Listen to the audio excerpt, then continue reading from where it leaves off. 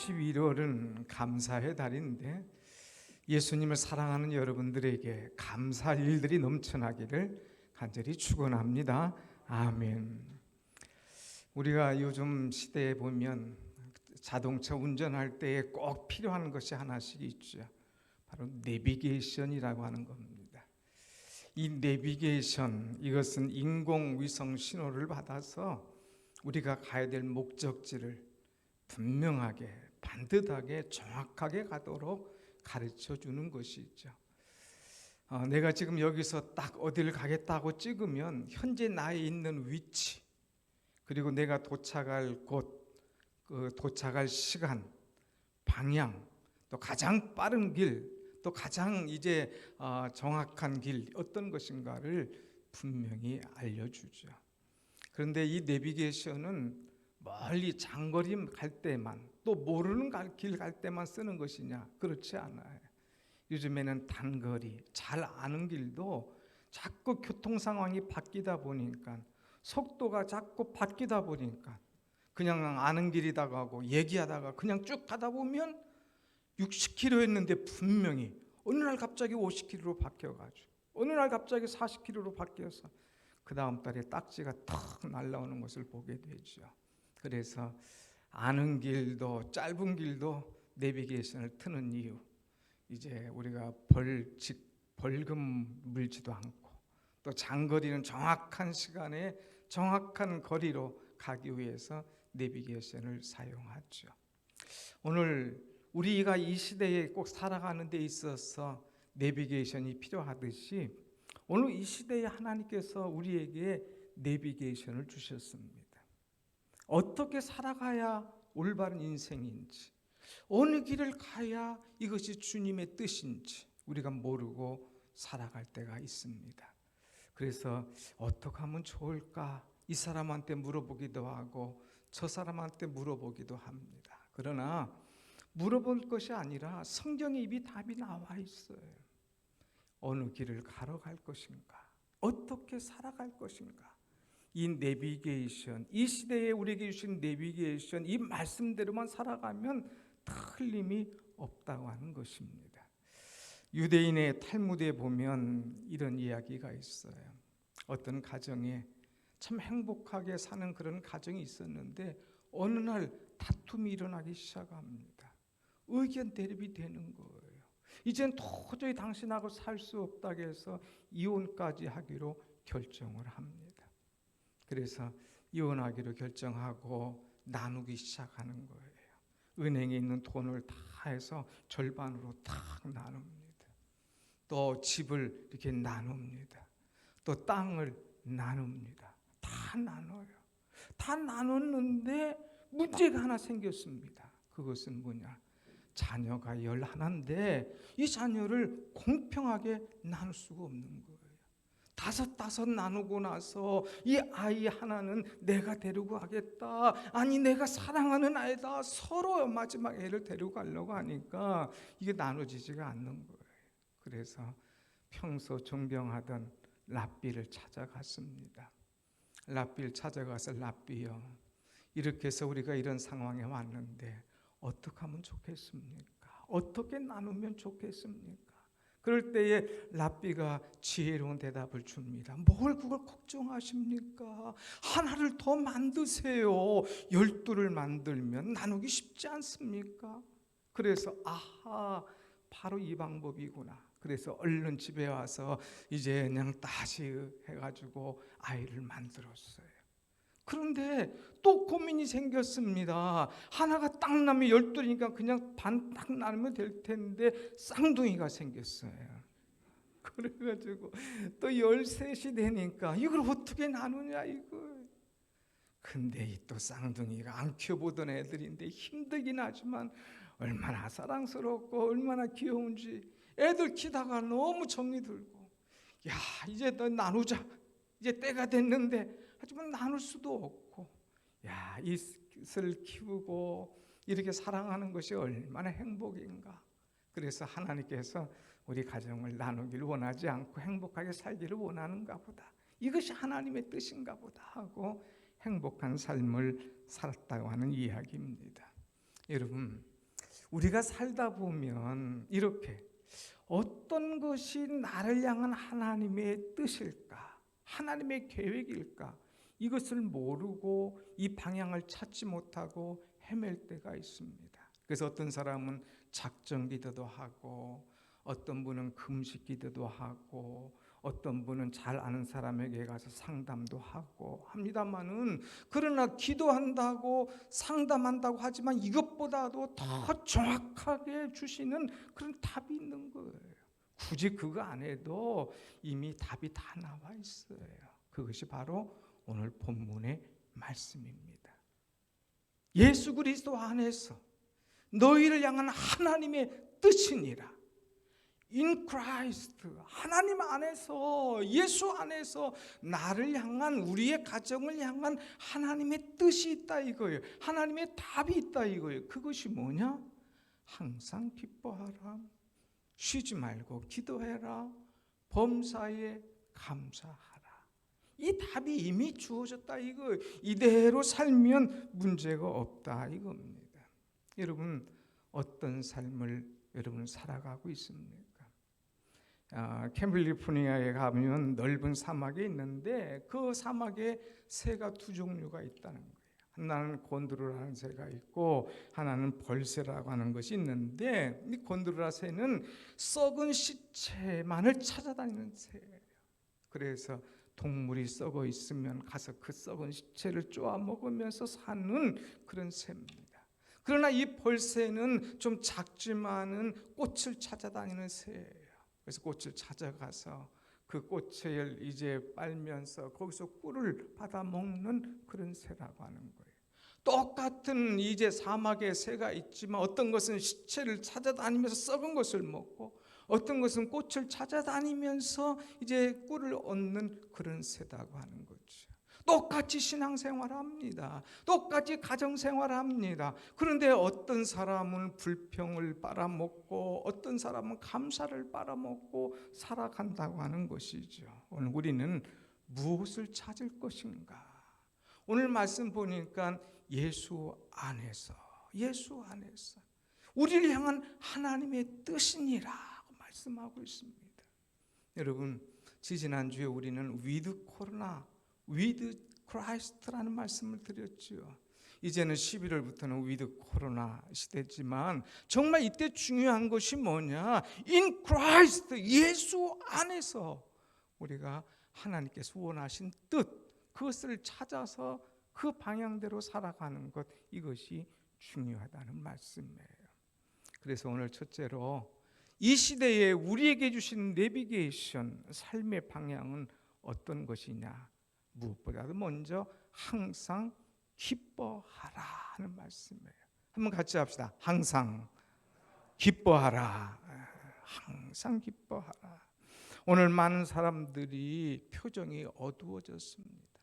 아니, 이제 표정 관리할 것도 없어요. 마스크 딱 쓰니까 뭐 그냥 어두워진 건지 뭔지 모르고 그냥 입 딱 다물고 살아가는 거예요.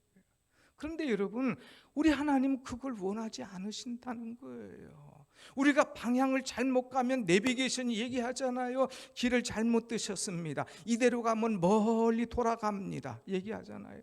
그러면서 뭐예요? 이제 방향을 바꾸십시오. 내비게이션에서 주는 방향대로 가십시오 하는 거예요.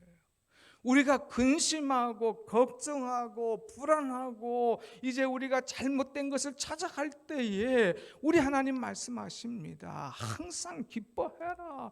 불안하고 염려하고 걱정하고 근심하지 말고 항상 기뻐하는 삶을 살아. 그렇게 방향을 바꾸어 우리에게 말씀하고 있어요.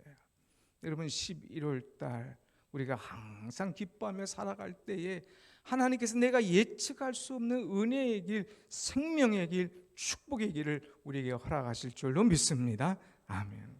그래서 사도 바울은 늘 강조합니다. 기뻐하라, 기뻐하라.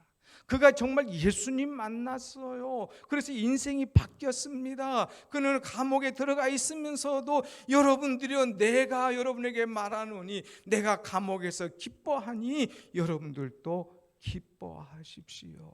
감옥에 있는 나도 in Christ, 예수님 안에 있으니 너무나 기뻐요. 그러니 여러분도 기뻐하십시오 하는 그런 말씀, 그런 메시지를 옥중서신을 통해서 계속해서 주고 있지 않습니까?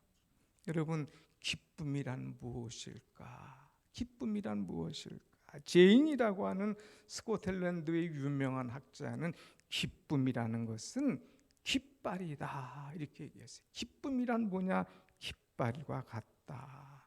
성에, 왕이 있는 성에 깃발이 딱 들려 있으면은 그 성에 지금 왕이 있다는 얘기예요.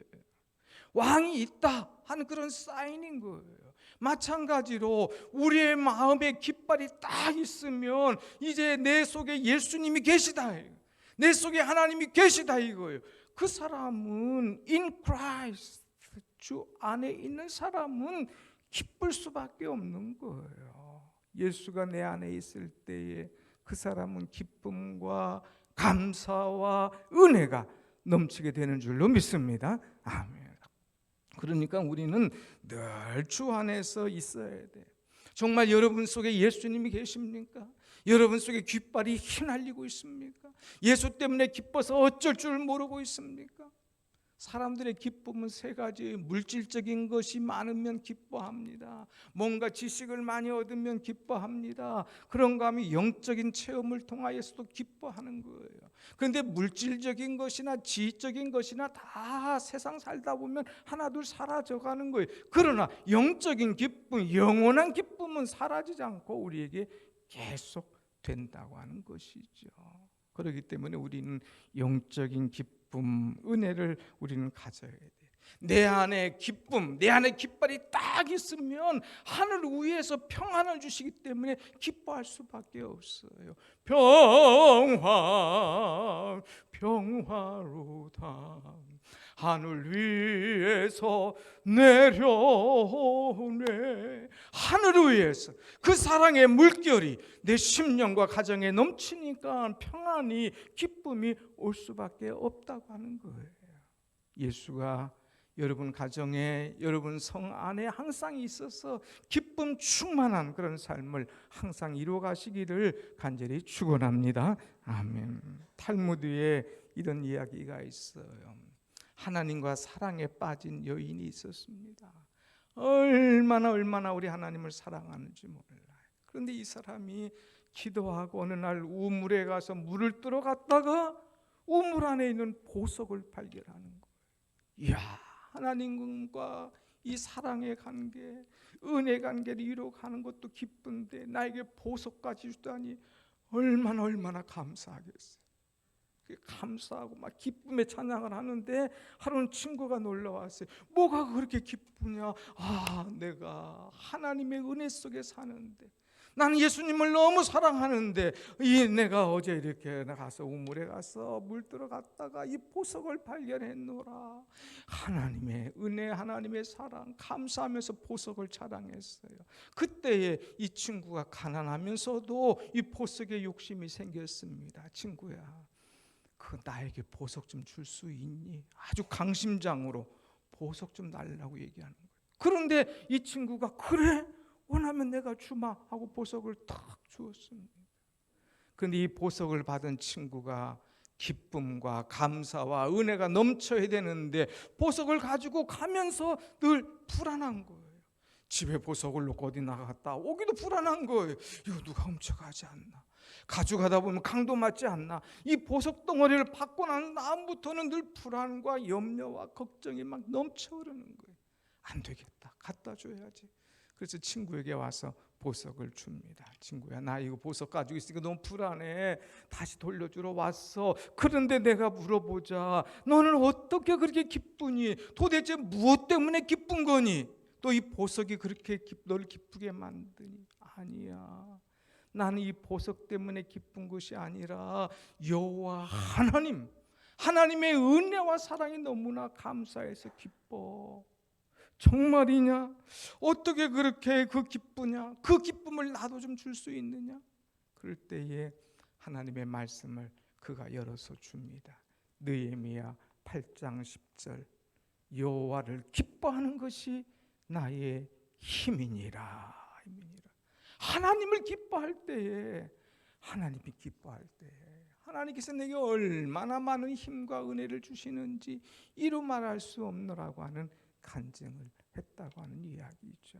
사랑하는 여러분, 내 안에 하나님이 계실 때에, 우리 가정에 하나님이 계실 때에, 내 삶에 항상 하나님과 함께 할 때에 그 삶에 기쁨과 은혜가 넘치게 될 줄로 믿습니다. 아멘. 이제 우리는 지난 주간에 다니엘 21일 기도회를 하죠. 여러분, 다니엘 21일 기도회 집에서 말씀 영상 계속 보십니까? 별로 잘 안 보시는가 봐요. 한번 보시는 분 대답해 보세요. 보십니까? 예. 이제 좀 여러분 원하기는 이거 보세요. 우리를 위한 집회입니다. 집회. 오늘 우리 김장로님 기도하실 때 보면 이 처음부터 끝까지 이 영상을 통해서 은혜를 받았구나 하는 것을 알 수가 있는 거예요. 첫날은 역전시키시는 하나님 내 삶을 역전시킨다. 또 순간순간 이 기도하는 거 보면 월요일날, 화요일날, 수요일날, 목요일날, 금요일날, 어제 토요일날까지 강사가 이야기한 걸 한 주씩 다 기도로 토해내는 거예요. 목소리가 걸걸한 거 보면 그 붙잡고 기도를 많이 했다는 얘기예요. 여러분, 우리는 하나님께서 우리에게 주신 말씀을 통하여 기쁨을 얻어야 되는 거예요.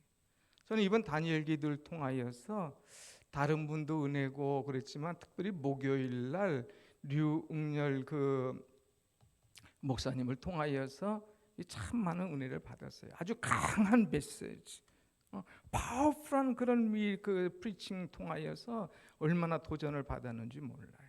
그런데 사실 그는 참 메시지를 잘 전하고 힘이 있을 수밖에 없는 이유 중에 하나가 총신대학에서 약 10여 년 동안 설교학을 가르친 교수예요. 설교학을 가르쳤으니까 얼마나 잘 가르치고 가르친 대로 이렇게 하겠습니까? 참 잘하시잖아요. 아주 파워풀하게. 그런데 저는 거기서 은혜 받은 것이 하나 있어요. 도전 받은 것이 하나가 있었어요. 그게 뭐냐? 설교를 할 때 싹 웃으시면서 하시더라고요. 웃으시면서. 어떻게 이렇게 참 은혜롭게 웃으면서 그냥 그 기쁨이 있는 그 모습, 그 얼굴 속에 녹아짐과 은혜가 왔어요. 나도 웃으면서 설교해야겠구나. 왜 이분이 이렇게 즐겁고 행복할까? 내 안에 예수님 계시니까, 내가 만난 예수님이 계시니까, 내 성에 예수님의 깃발이 있으니까 나는 휘날릴 수 있다 이거예요. 내 속에 계신 예수님 자랑할 수 있다 이겁니다. 사랑하는 여러분, 그래서 나의 힘줄은 세상이 아니라 여호와 하나님이 나의 힘줄이다 하는 것을 얘기하면서 미소와 함께 우리의 심령을 탁탁 찌르면서 얘기하고 있지 않습니까? 오늘 여러분, 우리 기뻐하십시다. 모든 사람이 불평과 원망과 낙심 속에 그냥 쪼그라져 있다 할지라도 우리는 예수 안에서 항상 기뻐하며 살아갈 때에 내 기쁨을 통하여 저들이 도전받고 다시 하나님의 은혜를 사모하는 그런 축복이 임할 줄로 믿습니다. 아멘. 두 번째, 우리에게 주신 내비게이션이 뭐냐? 이것은 쉬지 말고 기도하라고 하는 거예요. 쉬지 말고 기도하라. 여러분, 이 기도는 영혼의 호흡이라 이런 이야기를 우리가 많이 듣지 않습니까? 숨을 쉬는 거다 이거예요. 숨을 안 쉬면 그냥 답답한 거죠. 우리가 늘 숨을 쉬듯이, 또 숨을 쉬는 걸 모르듯이 그냥 자연스럽듯이 하나님 앞에 자연스럽게 쉬지 말고 꾸준히 이 기도하라 이거예요. 우리가 이웃과 아주 친밀하게 지내려면 방법 없어요. 대화를 많이 해야 돼요. 아파트에 살면서 맛있는 것 있으면 이웃집에게 나눠주고 대화하고 사랑하고 사는 거예요. 가족들과 잘 지내기 위해서는 가족들과 대화를 많이 해야 돼요. 얼마나 대화를 많이 하느냐. 어떤 가정은 아침 먹고 그냥 다녀오겠습니다 하고 나가면 끝인 거예요. 그리고 갔다 와가지고 그냥 먹고 자기 방 쑥 들어가면 그걸로 끝나는 거예요. 대화가 없으면 안 되는 거예요. 대화가 있어야 아름다운 교제가 있고 친밀해지고 문제가 해결되는 거예요. 어떤 가정은 아들이 사랑하는 아들과 함께 그냥 밤이 늦도록까지도 있는 것을 얘기하고 서로의 문제를 내놓고 서로의 또한 이 경험을 얘기하면서 도와주는 아름다운 가정도 있는 거예요. 여러분, 대화가 얼마나 중요합니까? 마치 이것처럼 이웃처럼 또 가족처럼 대화하듯이 우리 주님과 함께 내 있는 모든 것을 내놓고 대화하는 것, 이것이 건강한 가정이듯이 건강한 신앙생활인 거예요. 주님, 내 모습 이대로 날 받아주소서. 주님에게 뭐 꾸밀 것도 없어요. 있는 모습 그대로 내놓고 기도하는 사람, 이 사람이 바로 건강한 신앙 사람, 건강한 믿음의 사람인 거예요. 그래서 우리에게 가르쳐 주기를 이렇게 대화하듯이 쉬지 말고 기도해라. 기도하라. 기도가 어렵게 느껴지는 분 계십니까?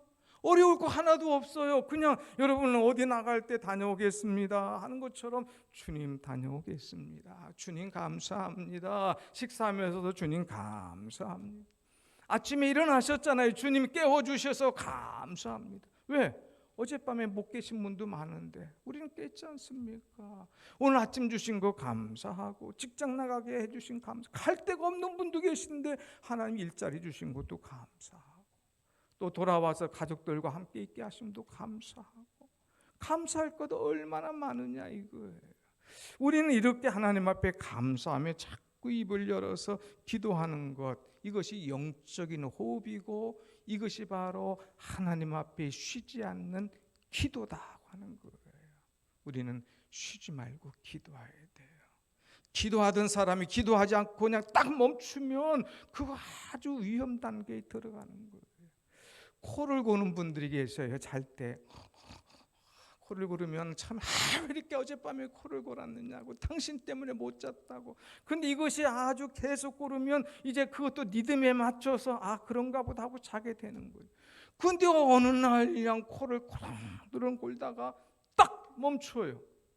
그러면 본인은 지금 코를 골다가 멈추는 걸 알을까 모를까? 몰라요. 근데 옆에 사람은 코를 그렇게 골다가 딱 스톱하면 불안한 게 생기는 거예요. 혹시라도 코를 골다가 이제 끝난 거 아닌가? 무호흡증 생기면 아니 이러다가 그냥 간 거 아닌가? 이거 여보 일어나. 깨우면은 또 왜 깨우냐고 난리칠 것이고, 그냥 두면 이러다가 또 갈 것이 아닌가 또 이렇게 걱정되고, 그 옆에 자는 사람이 얼마나 힘들고 괴로운지. 그냥 그 영적 무호흡증, 이런 무호흡증 때문에 걸린 사람들 굉장히 피곤한데 영적 무호흡증도 마찬가지다 이거예요. 본인은 내가 기도하는지 안 하는지 모르는 거예요. 그런데 옆에 있는 사람은 알아요. 당신 왜 기도 안 해? 왜 기도 안 하니까 옆에 사람도 볼 때 힘들고 답답하고 어떤 문제가 생길까 봐 걱정을 해주는 거죠. 여러분, 우리가 늘 숨을 쉬어야 돼요. 늘 숨을 쉬면서 쉬지 않고 기도하는 것, 이것이 얼마나 중요한가 하는 것을 깨닫고 쉬지 말고 기도 생활을 놓치지 말고 계속할 수 있는 여러분의 삶이 되시기를 축원합니다. 아멘. 그다음 마지막으로 우리에게 주시는 영적 이 내비게이션, 이 시대 내비게이션이 있는데 그게 뭐냐? 감사하라 이거예요. 감사. 그런데 여기 보면은 범사에 감사하라. 범사에 감사하라. 이 범사라고 하는 말은 무슨 말이냐? 모든 상황과 환경 가운데서도 감사하라. 어떤 상황이 내게 펼쳐지든 간에 어떤 환경이 내게 있든 간에 그 안에서 우리는 감사하는 그런 삶을 살아라 하는 거예요. 자기 마음에 들 때만 감사합니다. 감사합니다.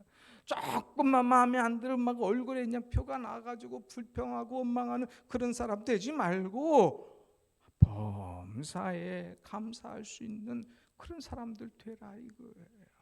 여러분, 감사촌에 사는 사람과 이제 원망촌에 사는 사람들이 있어요. 이 어떤 사람은 입만 열면 감사. 어떤 사람은 조금만 입만 열면 불평하는 사람. 근데 이 감사촌에 사는 사람은요 정말 그 행복합니다. 그리고 그의 삶이 얼마나 평안한지 몰라요. 감사와 원망은 다를 것이 없어요. 두 가지입니다. 원망 속에 사는 사람은, 이 불평촌에 사는 사람은 감옥이에요, 감옥.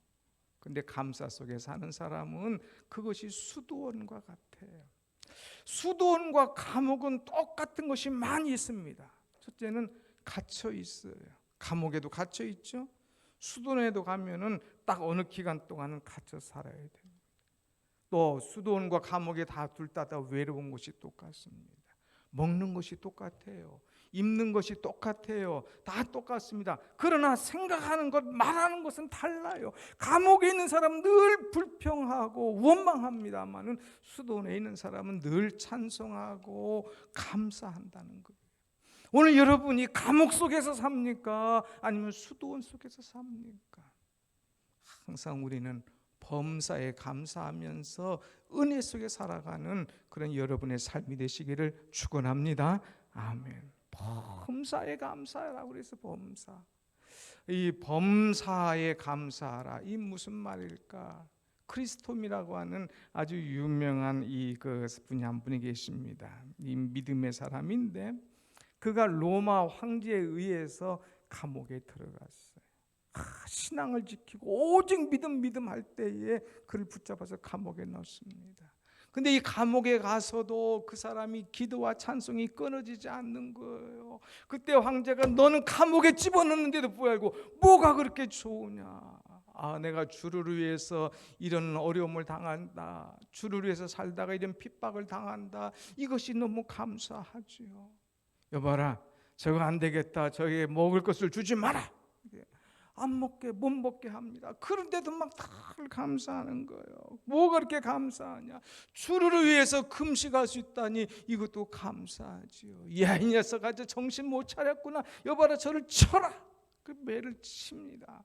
그럴 때도 끊임없이 감사가 넘치는 거예요. 도대체 너는 뭐가 감사하냐? 주께서 나를 위해 핍박을 받으시고 십자가 지셨는데 내가 주를 위해서 매를 맞게 된 것, 이것도 얼마나 감사합니까? 감사해요. 안 되겠다. 저거 죽여버려라 하고 죽이도록 명령하는 거예요. 이 이제 사형 선고가 내려졌습니다. 그러면은 죽을 줄 알고 벌벌 떨지 알고 살려달라고 할 줄 알았는데 오히려 또 계속 감사하는 거예요. 도대체 뭐 감사하냐?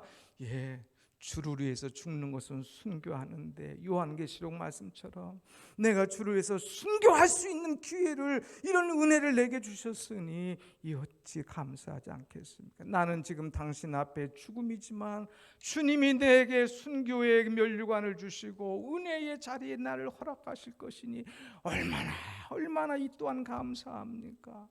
그러니까 이 황제가 안 된 거예요. 진 거예요. 야, 징그럽다. 저거 빨리 보내버려라.